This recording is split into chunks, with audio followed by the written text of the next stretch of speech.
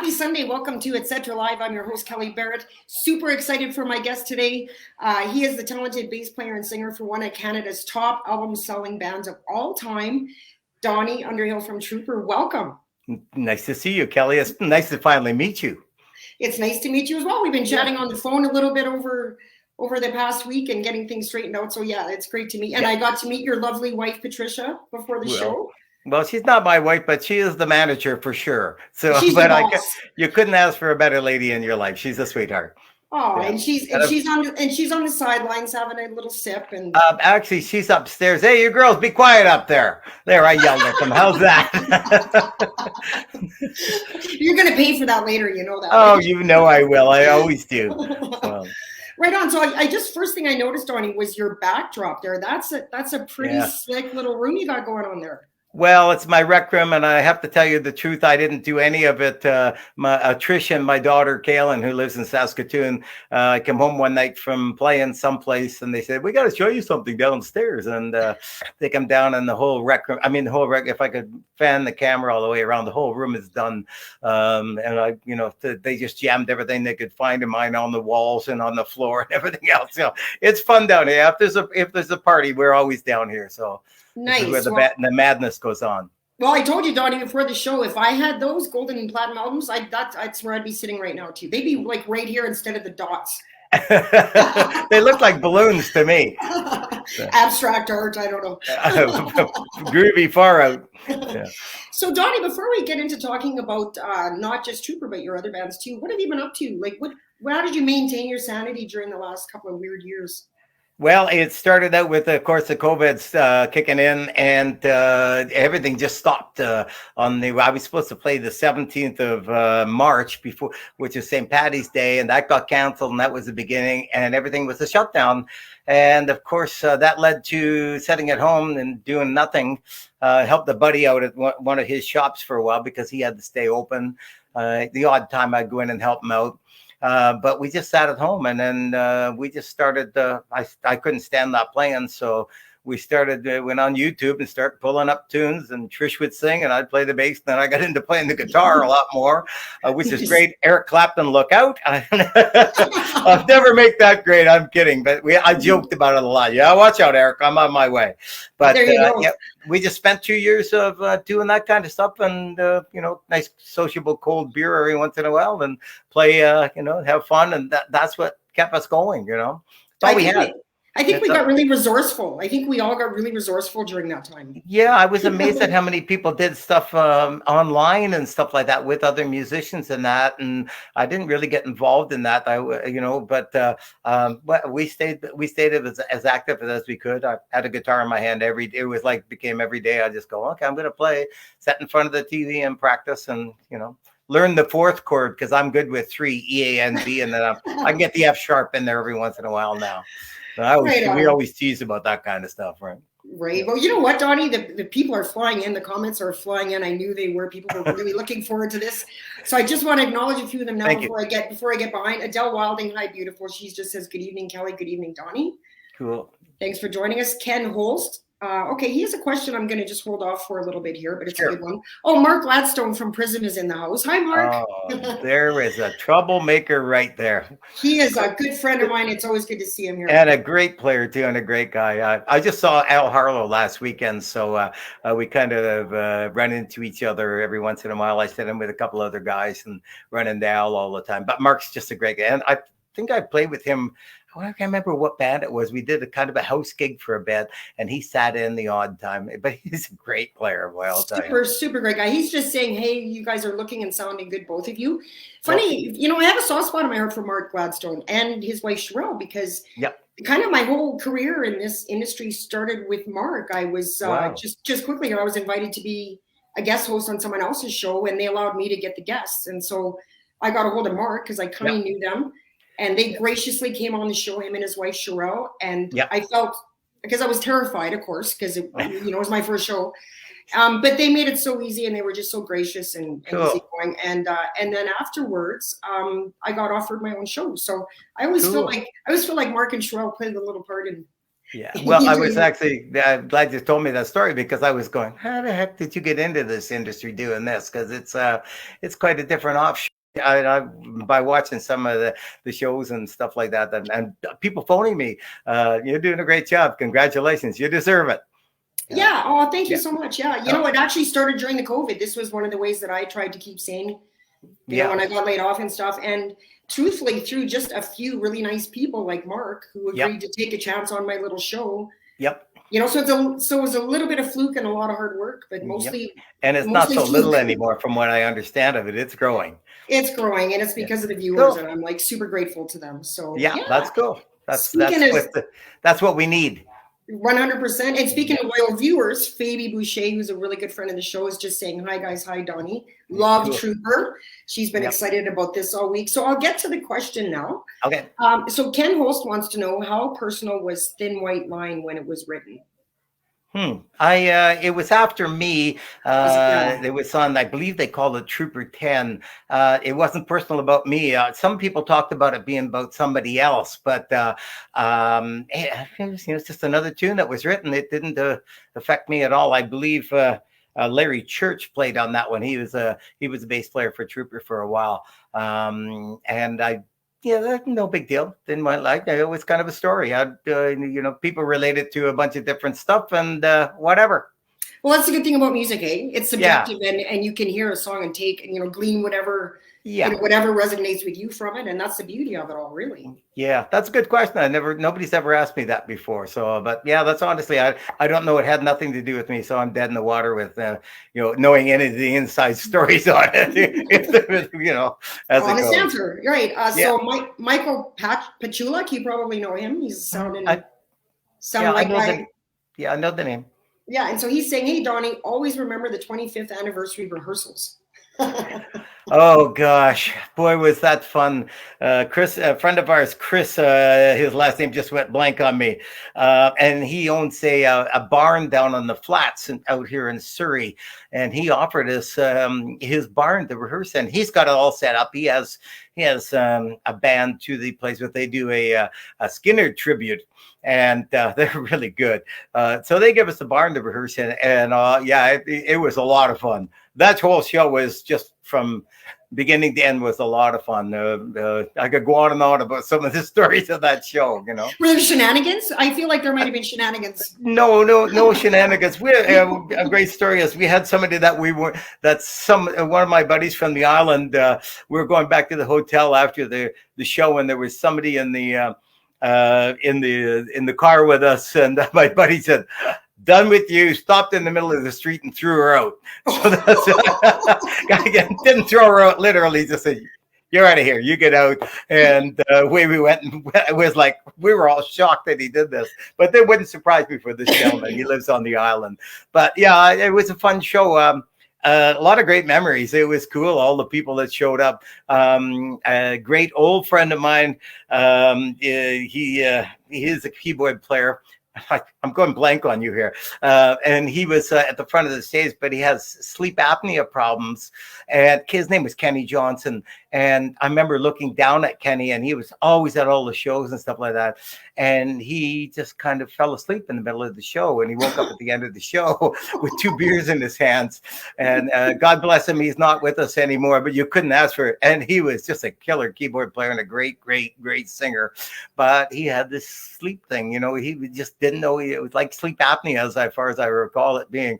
And he'd just pass out on you in front of the stage. And it was a great story and a great guy. And I hope nobody gets mad at me for telling that, because I know Kenny would be killing himself laughing, going, yeah, I did that.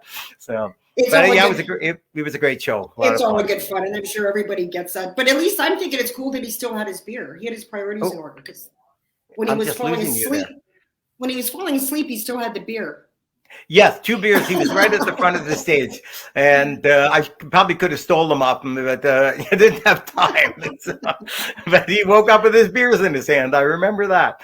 So. Attaboy. So, Doni, tell us, let's go back to the beginning. Did you know it was going to be music for you, from early on? Well, when I was a kid, I always wanted to play. And of course, those guys came along in '64 and kind of egged me on into it a little more. Of course, the Beatles and that stuff. And I just started taking lessons when I was 9. Played with some guys when I was 12 or 13. Ended up playing with other guys and playing like local legions and everything else around Toronto,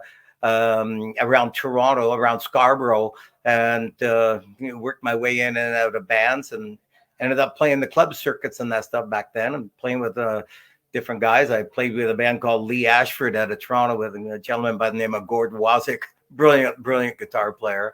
And then, it went on from there. Played in a band called the Christopher Edward Campaign around the same time that the Mandela Soul Crusade was out, which was Dominic Troiano.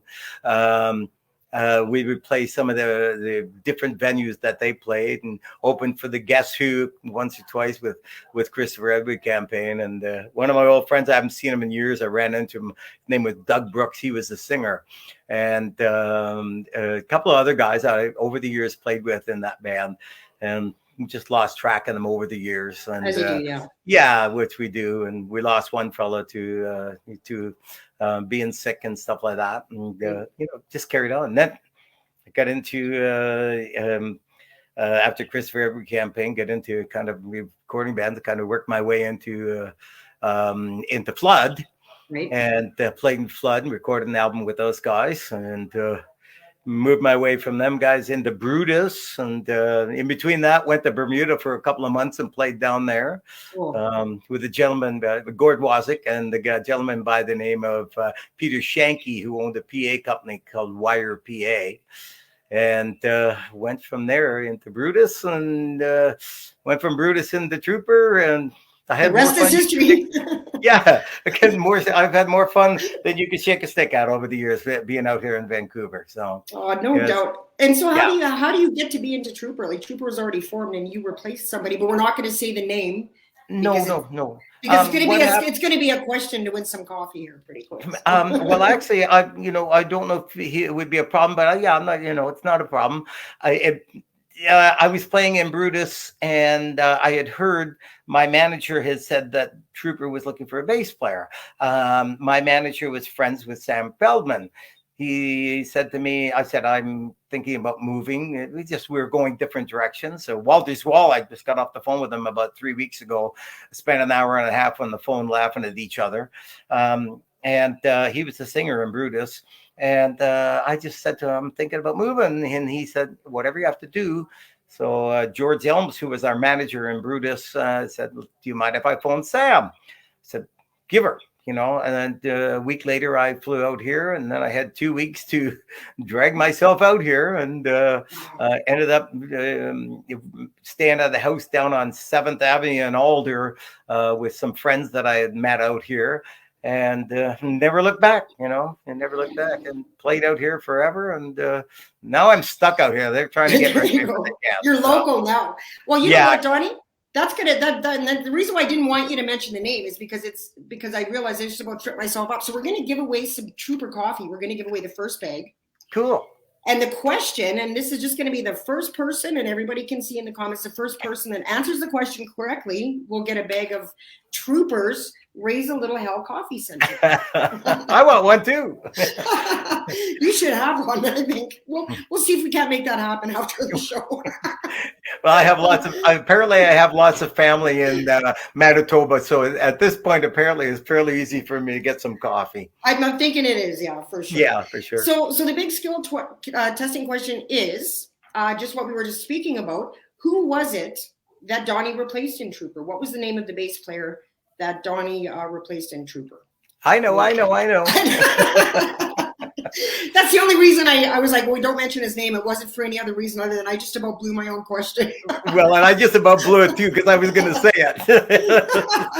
So we're on the same page. All right. Well, we'll just wait for the answer to come in. Yep. And so who were your early influences, Doni? Early influences, of course, always the Beatles and the Rolling Stones. I just thought the Stones were the greatest, and of course, both bands. When I was growing up, I used to go to a club called we used to play this place called the Modern Age Lounge, which was in Victoria Park and I think it would be Queen Street. We played there every weekend. Then there was a band that used to set in there called Roy Kenner and the Associates. Roy Kenner ended up being one of the singers for the James Gang. And he was just the greatest singer. And the other guy that I always looked up to that I thought was absolutely magic was Dominic Triano. You couldn't get a better guitar player, you know. Right. He was from Bush and played with the Mandela, and I think he played in James Gang for a while after Joe Walsh left with Roy Kenner. I got to see those guys all the time. I used to go to this place, and anybody that's old like me will know it. It was called the Go Again, which was at Letro Loop on Queen Street. If you ever been to Queen Street, it's where all the streetcars turn around. Right. And there was this 3-story building, and they would have 3 bands in there all the time, every weekend. And I used to go see those guys all the time. And there were some great players back in those days. It was all R&B. And I got to go out, you know, I'd jump on the bus and take the bus downtown and get down there and go to these clubs. And, you know, it was pretty young. I never felt uncomfortable doing that. Apparently people have to be a little safer now, but and as our world has changed. But yeah, it was great. There was a lot of great players, you know. What a magical time it was, eh? Wasn't it just there was so many. It was so much fun. So much great music coming out. When I was a kid, I played so much R&B, Otis Redding and Wilson Pickett, James and Bobby Purify, you know, Irma Franklin, Aretha Franklin, all the great artists from Detroit and stuff like that. I mean, it was just, it oozed into Toronto. It was just huge. And it was so uplifting. And I mean, you know, we played all this music. And when I played the Modern Age Lounge, I'm going to drop a name now because he's one of my old buddies and I haven't talked to him in a while. Alex Machin from A Foot in Cold Water was our singer in that band. And he went on to sing in A Foot in Cold Water. And I moved into Flood. So we used to do A Foot and Flood, A Flood and A Foot. So we back and forth headline gigs all the time for a long time. So Alex Mason's out there. I love you, buddy. Love to see you. So, right on. Good memories. Yeah, great good memories for sure. Good. Yeah. Fun times. We're getting so many comments. I got to get back to a few of them here because I don't want anyone to be left out. So Ricky Lamha, who's a great fan of the show, love you, buddy, says, ever since I heard General Hand Grenade on the radio in the 70s, I was forever hooked on Trooper. You guys are timeless legends. That's very cool.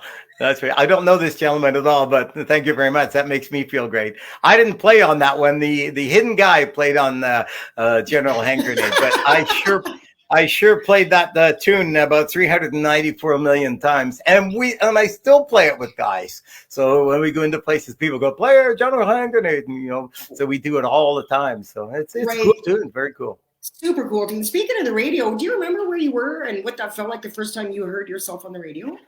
Oh gosh, no, can't remember that. I'm too old for that. But I do remember this. When I was moving out here, I left Toronto Thanksgiving weekend, 1976. My dad was off because he had fall holidays. And he said, "I'll drive out with you." So we jumped in my car and I had a little trailer, and we're coming outside of the west side of Winnipeg, and we're trucking along. It was into the evening and stuff like that. And we hear the intro for Two for the Show starts out with the piano, and that was Frank, and gets into the beginning of the tune. It goes, "One for the money and a deer run across the road." It said, "Two for the show. 2 deer runs across the road." As I live, and I swear to God, I was 3 for the lady on the radio, 3 deer run across the road. And my dad looked at me, and I looked at him, and he said to me, "Well, this has got to turn out to be a good thing with all this luck you got." So we never got the 4 deer to go, but that was my one memory of moving out west. So, you know, I've never forgot that, and I don't think my dad ever did neither. So that's a weird one, but that's one of those like synchronicity moments where you pay attention.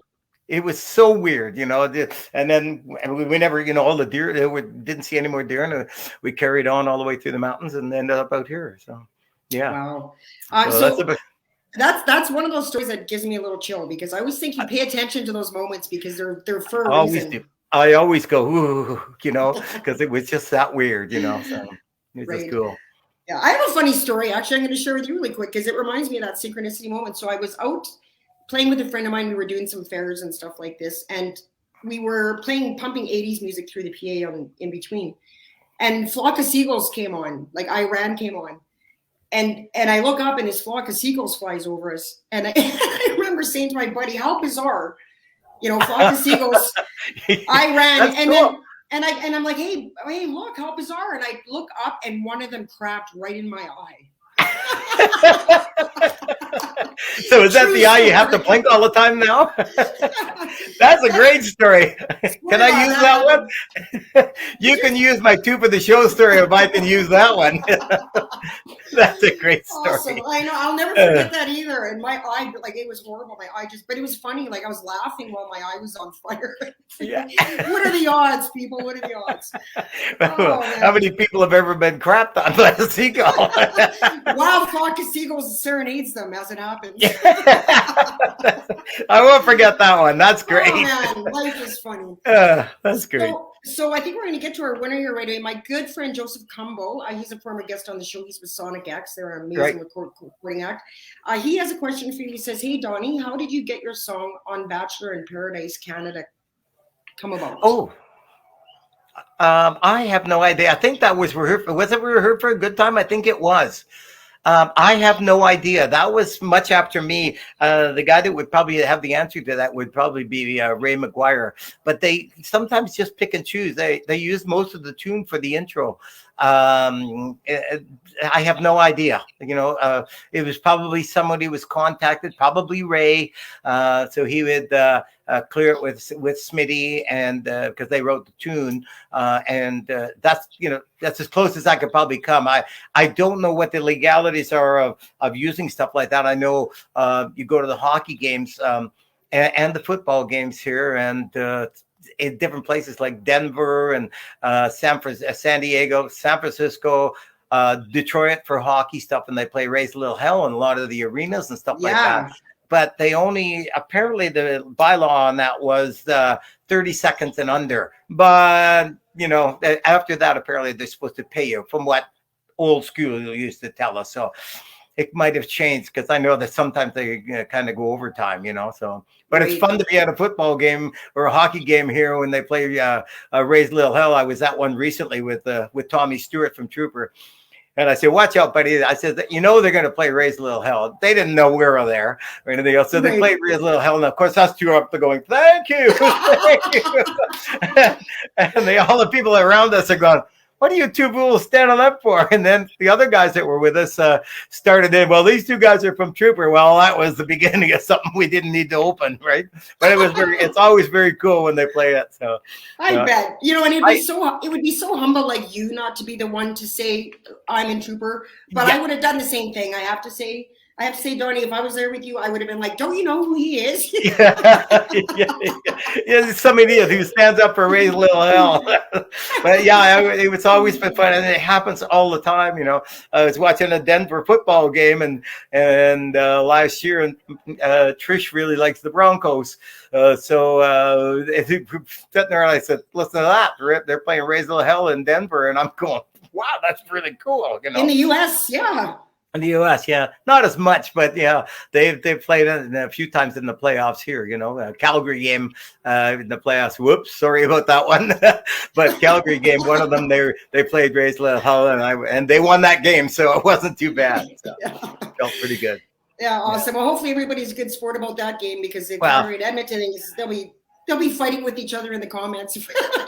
No, they won't. Yeah, my viewers are very civil people. So. I'm just passing on the news. That's all.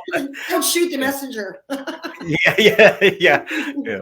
Cool. Doni, so you weren't there in the very beginning of Trooper, but you certainly were there for 5 albums and around when a lot of the huge songs came in. And the one thing I found interesting was that when you came on board in 1977, it was right before the 3rd studio album, Knock 'Em Dead, which became the first platinum album for Trooper.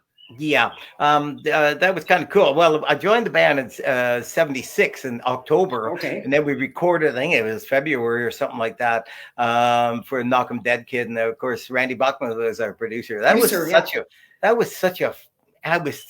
We were all so inspired right back then, after leaving Brutus. I mean, we were kind of a punky, we always kind of said we were kind of like a punky New York Dolls kind of band kind of thing. And it was such a creative time, and there was so much energy, and you were thinking all the time when you were working on tunes. So to do Knock 'em Dead Kid, there's some great Kid tunes on that album. Like Knock 'em Dead Kid is just one of the best tunes ever, as far as I'm concerned. Right? Agreed. Yeah.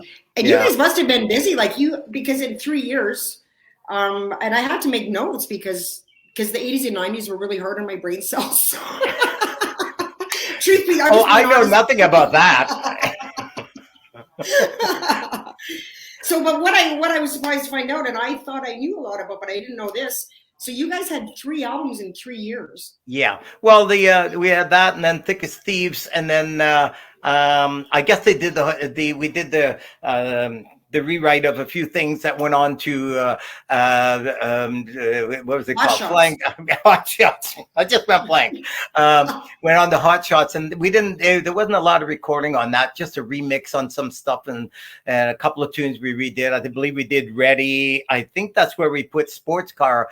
I'd have to pull out an album. I think that's where Sports Car finally got on an album, because it was back and forth a few times and stuff like that. But yeah, we were busy. We were on the road all the time. It was, we were always on the road in the back of a Dodge van across Canada, into here, out of there, driving at night, next town, and right. Yeah, living the life. Eh? Well, I guess so. Guess so. It was pretty crazy, but I was, I would never have given that up for anything. That's why, like I say, I look back on it and go, no, somebody gave me the proper horseshoe, because I have never looked back. I've had fun right since I started playing. I always looked at it like fun. I blessed. I feel like I'm so blessed just to be able to be the fool I am and to have all the fun I've had over the years. So.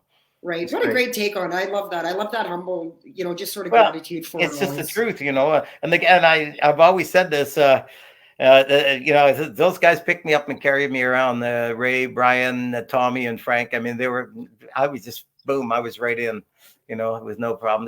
And we still hang whenever we get a chance. I see Ray all the time for lunch whenever I can. Well, except for COVID. Smitty, I see whenever he gets down here. He spends a lot of time in and out of town. And Tommy, him and I still fight. We're roommates for the last 40 some odd years on the road, and we still fight with each other. Well, we get together and play with a band called Trauma, and Tommy's still we're still tied at the hip, Right. Yeah. Well, actually, I think we're stuck at the hip. So, yeah. Getting back to the Hot Shots album, that was a special album because it broke a lot of records, because it did. Yeah. It was the first album to get 4-time platinum. It broke record sales in Canada.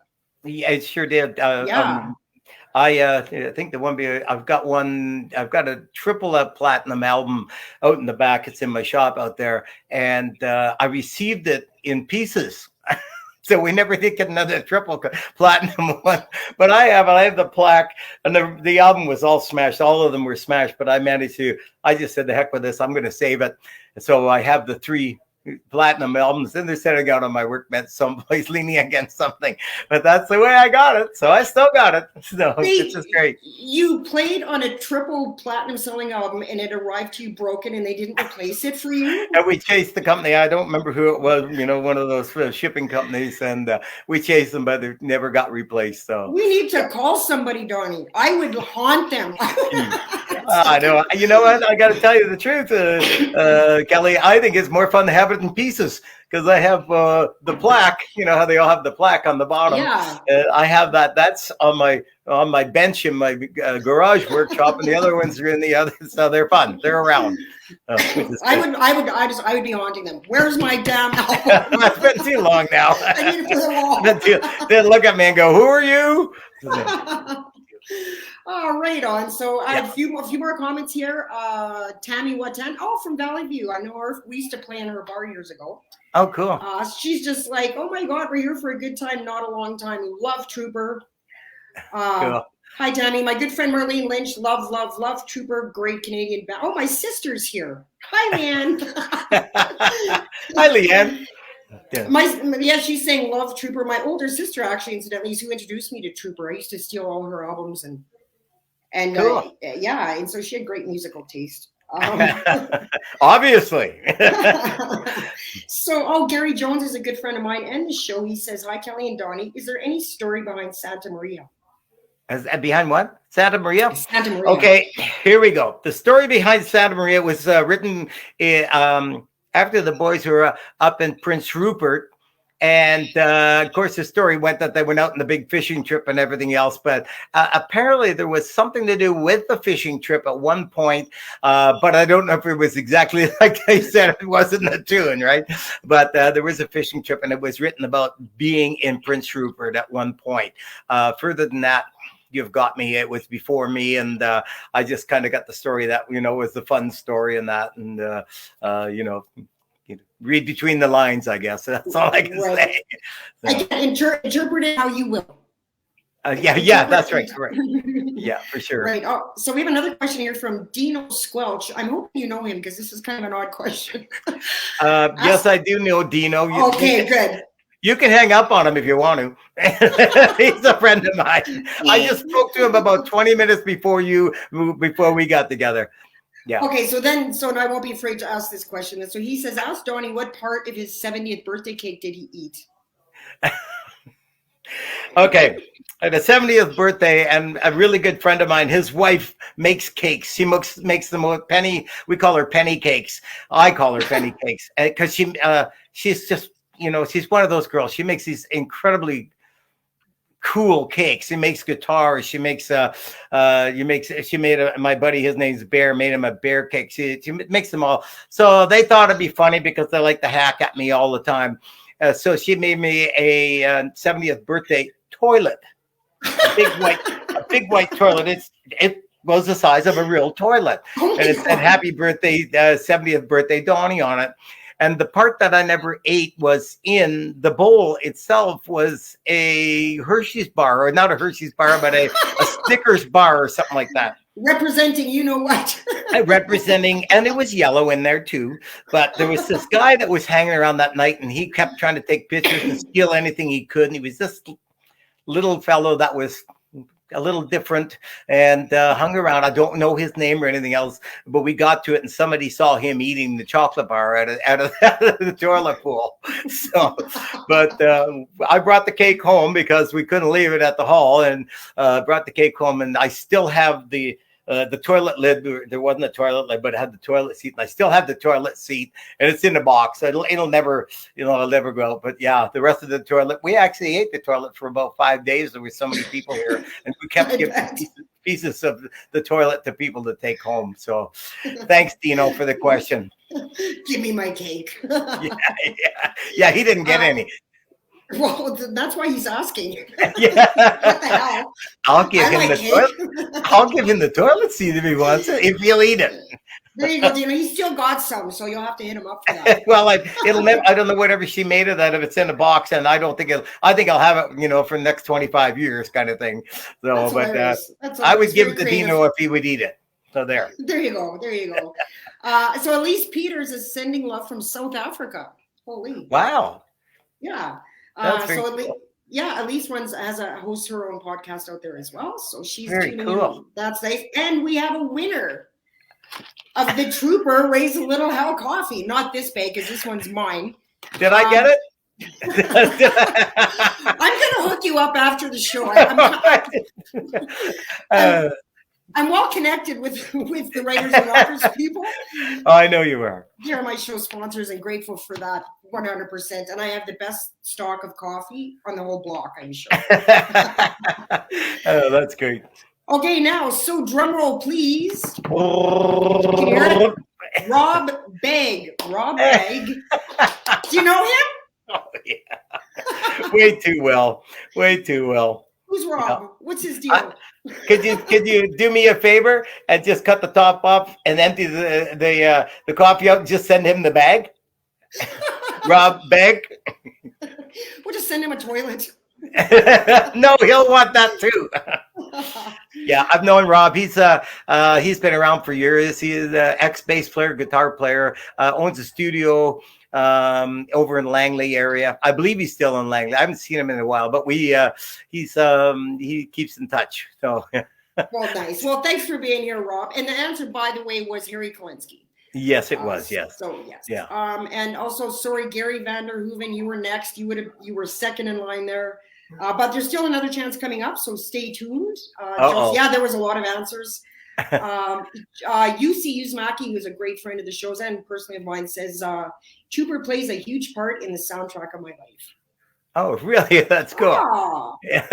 That's really cool. Wow, cool. And my niece is here. She's never here, but she came for you.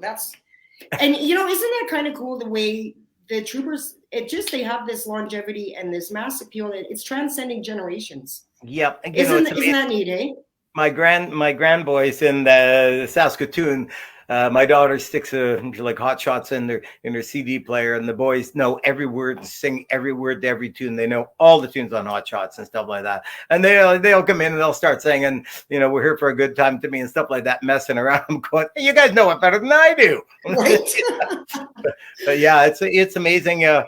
How many people I still run into when they kind of find out what I got to do and all the fun I had. And people are, it's really warmly taken by me, Yeah. Doni, okay, I'm gonna read this because this is really funny. So I saw my niece and then I didn't read what she said, but this is what she said. Oh no! I can't believe I'm gonna say this. Hi, I don't know who you are, but if my aunt is interviewing you, you must be cool. Well, she must know me then. No, see, that's classic. Love you, sweetie. Well, I have to be honest. See, evidently she doesn't know me. I was just saying, I was thinking, okay, well, most of the younger generation. It's just not my niece. Oh, that's cool. I like that one. I'll have to do. Well, Trish will get to see it anyway, so which is great. Cool. That's classic. Sandra McCray, hello. That's great. And so this is nice. Rob Vega saying, Doni, I'm really glad you're getting the recognition you deserve. Oh, by the way, I stole all your riffs. Okay, give him back this one. Yeah, but you can't play them right. Oh, ooh. We're always on to each other. That's funny. He's a great player. He's just a really, really good player. So he's no slacker at all. And of course, it was always a joke. I always teased him when I'd see him playing. We're here for a good time, and I go, "You're still not playing that right. I'm going to have to teach you that." It's always a feud, which is good. Right on. It's just that type of relationship, right? A little bit of dig here and there, and yeah, you got to do that, which is fun. So, Doni, getting back to, the 3 platinum albums in 3 years and the touring and it had to be a little insane. And I'm just wondering, is there ever a time where you're overwhelmed by it all, or where it just seems so surreal and bizarre? I don't think I never felt like I was. It was just like, that's what I do. This is why, I've done this so long. This is what I do. I'm on the road. I got to go. That's all there is to it. And that was it. It was just what I did. And I never thought about, I've never got stress level. I mean, the odd time when you're driving, when it gets crappy and the weather's crappy, you kind of go, yeah, I'd rather be sitting on the couch, but you never feel like, I've never felt like that. I don't remember any of the other guys ever feeling like that neither. It was like, this is what we do. This is what, here we go. And just bask in it, right? Like, just suck it up while it's there, and kind of thing. Because how long is it going to last? Let's just go. Let's have fun. Let's enjoy it. There was always a smile on stage. There was never arguments on stage or getting onto the stage or at the gigs. It was always up. The worst part was when we always thought we should have a little bit of makeup on. We were not pretty with makeup on. So must have been the 80s, right? Oh, it was. And we all thought, well, we got to wear some, and then, of course, a couple of the guys started looking like, okay, maybe we should send you to the circus. So we started cutting back on the makeup. But, just you wear the color. Oh, never mind. You don't want to know. But, yeah, we didn't do that. It was just kind of, we were experimenting, we should kind of highlight ourselves because everybody else is doing that. Right. And then we decided, okay, well, we aren't pretty enough to be wearing makeup. So that was the end of it. Let the glam boys have the makeup. We're just going to be straight up rock and roll, right? Yeah, for sure. And so I'm wondering, what was the writing process like when you were in the band, Doni? Was it a collaborative kind of thing? We did collaborate on most stuff and everything else. Most of the stuff was always written by Ray and Brian. Tommy and I wrote a couple of tunes together. I was never that much into writing. I was always more into arranging and stuff like that. And Frank and Tommy and I wrote a couple. But if the tunes were good enough, they made the albums. If they weren't, they wouldn't make the albums. I never was too much into heavy writing. I was just more into helping with the arranging and stuff like that. I always felt I had good ideas, and hopefully I did to make the tunes as good as we could. For sure. And I think that's almost kind of good. I think you can get too many cooks in the kitchen, and I think there's a part like we need the person that does the arranging, and we need the person that's the lyric guy, and we need, you know what I mean? I think that all comes together to make for some really good stuff. Yes, that's true. Well, I mean, like I say, you can overcook it, right? So, we just never had a problem with that. And Randy Bachman was just great too. And he was such a talented man. Yeah. He kept it, he's kept it simple for us and kept tunes straight ahead and stuff like that, which really worked for us really well. Right. One of the things I always loved about Trooper, and I think it speaks to the, the longevity and the mass appeal, is that you guys could go from like just straight up rock, like Boys in the Bright White Sports Car, and then you also had these beautiful ballads like Jane and and Two for the Show. That song, like the first line of that show literally will make me tear up. Don't start. Right? Yeah. Like, well, now there's the deer thing in there too, but you know what I mean? It's like, that my mother wanted to go, it'll break her heart. Like, what a beautiful song. And, Ray wrote that really very well. So, Pretty Lady was always one of my favorites too. Yes.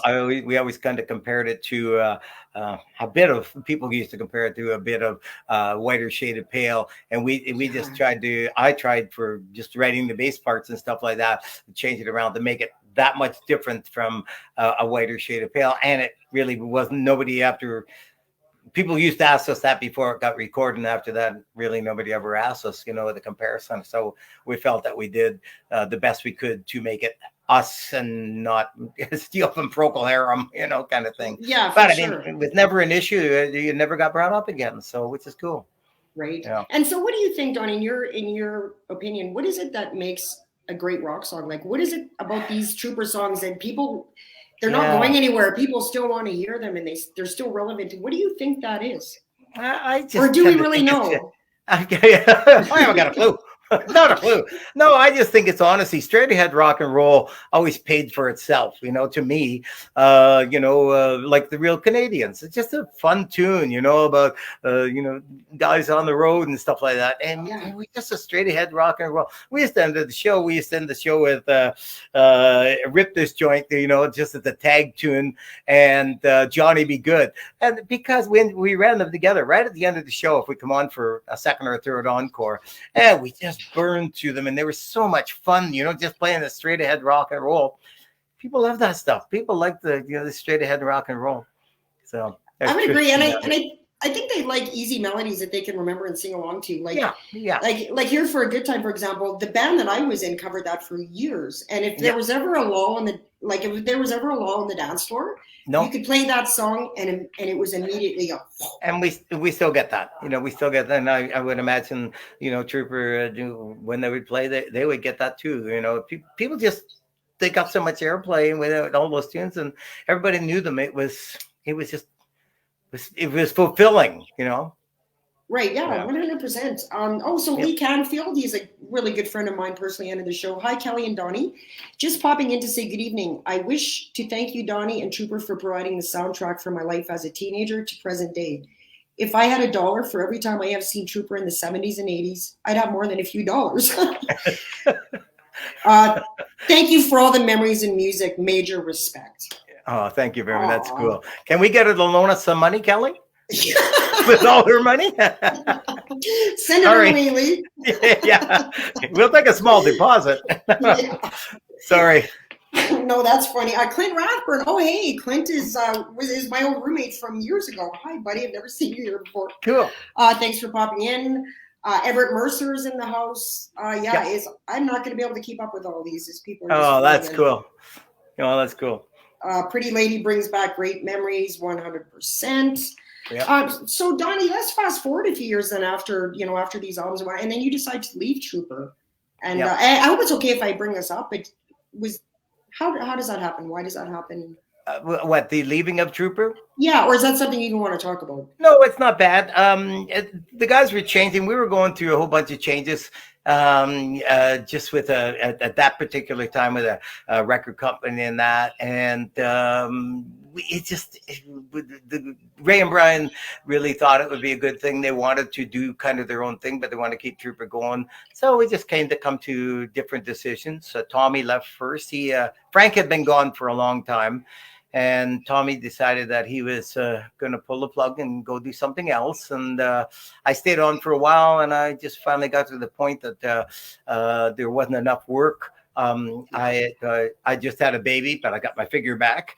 And, just kidding. We always say that, And I came to a point where there wasn't enough work, and I was playing with somebody else, and I just said, guys, I can't go back out on the road at this point. Right. And they moved on and found some other guys, and away they went. They just carried on. It was a tough run for Ray and Brian, for Tommy and I, because we picked different directions. I ended up playing with Tommy in a band called Trauma, which was around for 20 some odd years, 28 years or something like that. We played lots of great shows, and and Ray and Brian, they started going out on the road, and they would fly in to do gigs and stuff like that. And there was never, like I say, we all get together and see, like they showed up on my 70th birthday. There's no problems that I know of. I don't have any problems. Those guys made my life magic. So, there's nothing to complain about ever. For sure. And I think it's great you stay in touch. And, sometimes it just gets to a point where it's just time. It's just time, right? You nailed that one, because it was basically time. We did what we could, and there was time for change. And away we went. We went and did it. Right. And so are you still playing with Trauma now? I understand you are, right? Well, not much. There's not much work out there. I set in with, I've kind of been shopping around with different guys. I set in with a bunch of different guys now at whatever, and whatever comes along. So I'm always getting phone calls. Hey, what are you doing on Saturday? And I played with so many guys over the years. So just go and play a gig whenever I get a gig, I'm looking for a big tour. If anybody out there wants a bass player, I want to go on tour. Not just kidding. But, Are you kidding? Are you kidding? Or oh no! If it was a good tour, if they wanted me, I'd definitely be the first guy packing my bags to go. I think that'd be a lot of fun. I don't know how hard it would beat me up, but I think it would be worthwhile to go. I could do probably a week and a half, and that'd be the end of it. But yeah, I think it'd be really cool to go on the road again. But I haven't been out there searching very hard. The COVID thing's been so tough here in Vancouver that clubs and even gigs for bands that were around here that were going on the road before, it's a tough go. There's a lot of stuff just not opening up as fast as people could really use it to open up again. So it is what it is. Yeah, it's going to be hard to recover from. And so, Doni, speaking of COVID, do you think that it shifted your perspective just on life in general? The whole. Yeah, I think it's affected. I think it's affected everybody. Jeez, I mean, look at what we got going on everywhere. And people out of work. People don't want to go back to work because they're scared. People have gone and got other jobs. A lot of the industries, so the food industries and stuff like that, and people want to work from home now. It beat us up pretty bad, I think. I can't see how it did anything great for us. No. So. I think because I always like to see a positive in everything, and I think the only positive thing that came out of it is that it made us realize, get busy living. Like I have a friend that always says that, get busy living, and I've adopted that as kind of my new mantra because we don't know what the hell's going to happen. Oh yeah. You don't know, and you have to keep moving forward. That's what I find all the time. So you don't have a choice in it. If you step back, you'll wither away, and I just refuse to step back and wither away. I'm always looking to have some fun. 100%. And I'm just curious, Doni, what do you think of the new Trooper lineup? Like that, the band is still out there. I'm grateful they're carrying it on. I think a lot of people are. I'm just wondering what your thoughts are. I don't know. I know all the guys in the band, and well, what can I say? I don't have much to say about it. I'm surprised at what they did. They did what they felt was best for themselves and for the band. those guys will go out and have fun. And if they prove themselves, great. If they don't, well, I can't help that. But, it's their own decision, what they've all decided to do. So, it's Ray and Brian's band. So they did what they felt was best. Right. Yeah. So that's, basically, Tommy likes to say that he laughed at me one day and he said, the funny thing about this is, Trauma has 2 members of Trooper in it, and Trooper doesn't have any guys from Trooper in it. And I went, I never thought of it. But Tommy has that sense of humor. But it is what it is, There's nothing we can do about it, and it's their call. Right. Yeah, 100%. I hope I don't get a phone call, anyone yelling at me. No, that was an honest answer, and that was an honest answer, and there was nothing wrong with that. Exactly. For sure. So you guys heard Doni Underhill say it on here that he would go on tour. So, so a lot of musicians that watch this show. So you never know. Oh God, no! I don't want to do the Barry Manilow tour. We always tease that we do Barry Manilow tours all the time. I don't want to do the Barry Manilow tour. So or Doris Day, Right, yeah, I gotcha. Yeah. So, Doni, what's important to you these days? Being happy, being happy, having fun. Yeah, having fun, playing whenever I can. Like I say, guitar's at the front door. I'm always ready to go. I love it when I get a call. I go to play with lots of guys, and I'm lucky there's lots of guys out there and fun jobs and family. I wish I could be closer to my grandkids and everything else in Saskatchewan, but I get out there whenever I can get on a plane, right. And I don't have to set in Calgary. A lot of times with flights out of here, with the weather and that, you end up either setting at the airport or Calgary to catch connecting flights, and that's a pain. But it is what it is. So, it is what it is. Yeah, life's supposed to be fun. What do you see coming for yourself down the road? Like in a perfect world, like just more of the same, more touring and. Well, I don't have any plans. I just, carry on and, vacation. I ride with a bunch of great guys all the time. We ride whenever we can and get away on trips and, just have fun. Just enjoy. I'm not giving up having fun. Yeah, and well, you should not. Yeah. No, you should not. I think it's what keeps us young, right? Yes, for sure. For sure. I agree with that. And so, if you were going to ask me a question about a story, what was the story you were going to ask me? I got to ask you what it was again. Oh, thank you. So in 1980, when Trooper won the Juno Award, there was a limousine story that. Yeah. We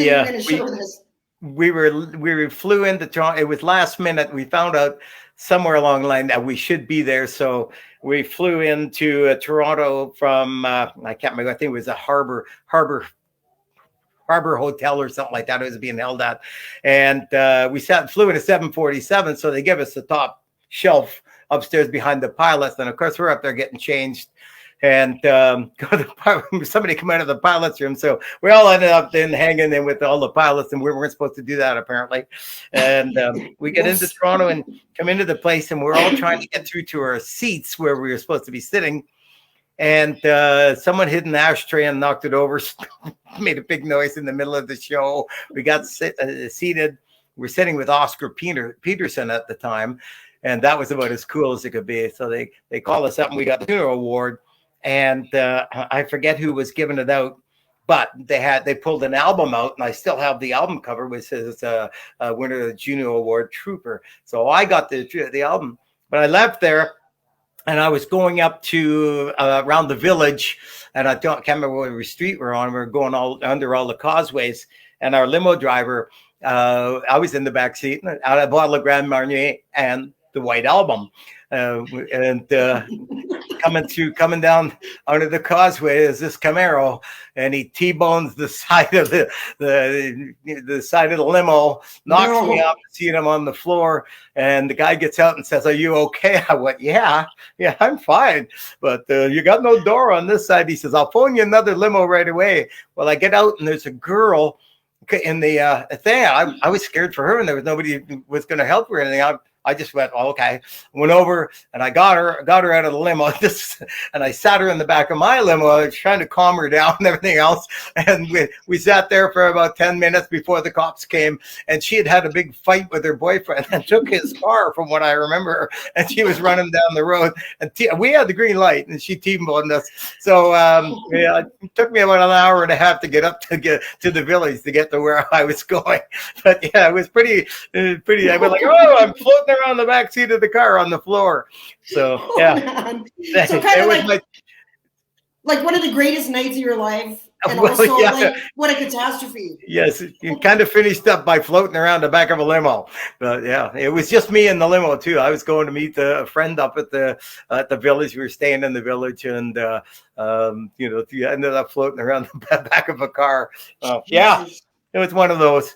Yeah. Did you just kick back and crack the Grand Marnier? And I don't think I did. I wasn't sharing it with her. My goodness, she ran into my limo. Right? No hoops for you. I hope the girl who is out there isn't watching this, because she'd be going, "Oh my God!" But thank God I don't know her name, because I probably would have said it just for the fun of it. But no, I don't know her name. Yeah, that's one of those stories. What a story. What a magical moment that must have been, though, hey? Oh, it was real magical. For the first, not the after the first 15 seconds, it was magical. Yeah. Who had ever thought that kind of stuff happened? There was stuff that happened on the road that we step back, and when we get together, we sometimes tell stories and go, oh, yeah. Oh, God, I forgot about that. Right? You should write a book. There should be a book. You should write a book. No. Lawsuits. No. Yeah, there's lots of stories, lots of fun ones. So, yeah. I was threatened to write a book too, but as we were talking before the show, I always get told what happens on the road stays on the road. But you guys would have some good stories, I'm sure. Yeah. Well, one time we stopped on the side of the highway in the prairie someplace, and we happened to stop right where there was a slough right there. And we get out, and we had the Dodge van and left the doors open because we were going to all go to the washroom. We're all sitting out there, and we got back in, and the whole van, because we had all the windows open, it was summer, it was like 85, 90 degrees at 1 o'clock in the morning. We come back in and turn the lights up. We're all going, wow, we're getting swarmed by mosquitoes. Well, why we stopped? It was a mosquito nest. I guess it was riddled with mosquitoes. Well, the lights come on and all the doors are open. The mosquitoes all come in, and we closed all the windows, thinking, well, we'll get rid of them by opening the back windows. We got 8 alive. Many of those. Many stories. Yeah, you could probably write more than one book, I'm thinking. No. There's so many people who are here. This is so cool. Tad Goddard from prison is also here. Yep. Hey, that's Doni, how's it going? Great guy, yeah. Yeah. Super. So how about we should give him away another bag of coffee, I think, eh? I'm in for that. Okay. I have a question written down here, we should ask people what flavor cake was Donnie's toilet. No, that's fine. Nobody would know that except for your buddy there, who already won a bag. So the question is, what year was Trooper formed? I believe 70. No, not you. Oh, yeah, right. Yeah, I can't answer that one. I believe 1494, 1492. We were on the Mayflower. No coffee for you, Doni. No coffee for you. No soup either. Didn't mean to almost blow that one for you. That's okay. It's okay. So we got Phoebe says 1978. Sorry, Phoebe, that is incorrect. So we will wait for the correct answer. Yeah. My sister says chocolate. That's terrible. Oh yeah, right on. She's answering the cake question. I love my family. I believe she's wrong on that one. Oh, was it not chocolate? It was. I wish I had the pic. I can't. I wonder if I could find it on my phone. I have it. Can I look on my phone while we're talking? Real quick? You go right ahead. Yeah, if I find it, I'm going to show it to you, because you'll just go. If not, I will send it to you, and you can post it if you want to. Okay, you look, and we'll amuse ourselves. We'll give you a topic. Here it is. Can you see this? If you hold it right up, look at that, people. Can you see that? That is a perfect. That's it. There you go. It says, holy shit, you're now the old. You're holy shit, you're old. Excuse my English. Happy 70th birthday, Doni. I've never seen the top part before. I probably ate it. I love that. That's a nice cake. Yeah. Oh, it was huge. It was the size of, well, you know, receptacle. That's awesome. Okay, we do have some correct answers here, so I'm just trying to make sure I get the first one. And it is Ken Holst, who guessed 1975, and you are correct. Very good. Yeah, Very so good. Ken, He knew. I was gonna remember 1492 is what I picked. Oh, thanks, Marlene, for guessing. You were off by just 1 year. So yes, Ken, you will be receiving your Raise a Little Hell coffee. It's awesome. My bag is almost empty here, so I'm gonna have to restock on that. And special thanks to the show sponsors, Writers and Rockers Coffee Company, not only for being my show sponsors, but for sharing his bags of coffee. Cool. That's awesome. So, Doni, one last question. First of all, I got to say this: you're delightful. You are welcome. Thank you. You are welcome anytime, Doni Underhill. Anytime you want to come on. You don't ask for that. You don't know what you're asking for. Well, I've had a ball too. Thank you very much for having me. And like I said, if I'm not having fun, I don't feel I'm doing it right. I've always been like that, you know. Great I've been blessed over the years, and I am very, very respectful of being as blessed as I am to have all the fun that I've had over the years and to be able to play and do all the things I've done. So thank you. Doni, one last question. Yeah. What is your greatest achievement to date? Like, what are you most proud of? Before we close, I just was going to ask you that. That's really easy. Playing in Trooper, for sure. Number one. Sure. And you know, over the COVID thing, I've talked to so many of my old cohorts and guys in Flood and guys in Foot and Cold Water, guys in Brutus, and go back and back. And we've been on the phone back and forth. It's been amazing, the phone calls, and it just makes you feel, wow, you know, somebody, the horseshoe is bigger than you think it is, with all the people and some of the laughing we've done on the phone. And yeah, I've been really lucky, you know. Been really lucky, and I'm fortunate, and I'm so appreciative. And I'm appreciative of you. This is very cool. I've had a ball. Oh, me too, Doni. For once in my life, I was a little bit nervous, you know, to do this. Well, I was, because I wasn't sure how the hookup was going to work, and I'm going, oh no. Well, yeah, it worked out. I'm a nice host. You never need to be nervous with me. No, it wasn't with you. It wasn't with you. It was with the hookup. I was going to, I hope this doesn't screw up. You know, Doni, that's always in the back of my mind too, because the internet is something we can't control. And so once I'm always that little bit of nervous until I just see that everything's working, and then it's like, oh, yeah, you know, we're good. Yeah. But one thing though, Doni, I think I might start a petition and get some signatures to get you your damn album intact, because that really bothers me. Well, once again, thank you very much, Kelly. It's been a real delight. I'm looking forward to my bag of coffee, which I'm going to get from Winnipeg, because we got a relative that's going to send us some, so you don't have to worry about it. And we're going to send you something. We got something for you, so you'll be getting it in the mail. Thank you so much, Doni. And you know, I just quickly want to say on behalf of all the fans here, we just can't thank you enough for your contribution to the Canadian music industry, and for being a huge part of these songs that were and still are the soundtrack to our lives. So we just thank you. Thank you, dear. It was a pleasure. Thank you. We'll talk to you soon. You betcha. Take care, Doni. Bye-bye. Thank you so much, everybody, for tuning in. I'm Kelly. This is Etcetera Live. Have a really nice week. Stay safe. Be really nice to each other. And we'll see you next Sunday. Bye-bye. See you.